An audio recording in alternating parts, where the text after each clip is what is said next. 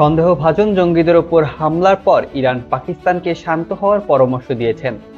গত বৃহস্পতিবার দুই প্রতিবেশী ইরান ও পাকিস্তান একে অপরের ভূখণ্ডে সন্ত্রাসীদের বিরুদ্ধে বিমান হামলা শুরু করার পর তুরস্কের পররাষ্ট্রমন্ত্রী হাকান ফিদান বলেছেন, দুই দেশের এখন শান্ত থাকা প্রয়োজন। দুর্ভাগ্যবশত আমরা দেখতে পাচ্ছি যে গাজার যুদ্ধ আঞ্চলিক উত্তেজনা বাড়িয়েছে।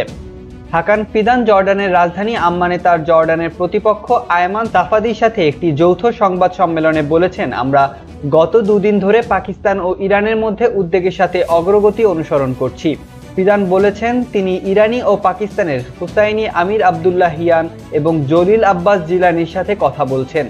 যথাক্রমে ইস্যুটি আরও বাড়াতে না দেওয়ার পরামর্শ দিয়েছেন এবং শান্ত পুনঃস্থাপনের আহ্বান জানিয়েছেন। তুর্কি পাকিস্তানি ও ইরানের মধ্যে উত্তেজনা কমাতে যা যা করা দরকার তা চালিয়ে যাবে। ফিদান বলছেন, উভয় পক্ষই প্রকাশ করেছে যে উত্তেজনা বাড়াতে চায় না এবং তাদের নিয়ন্ত্রণে আছে।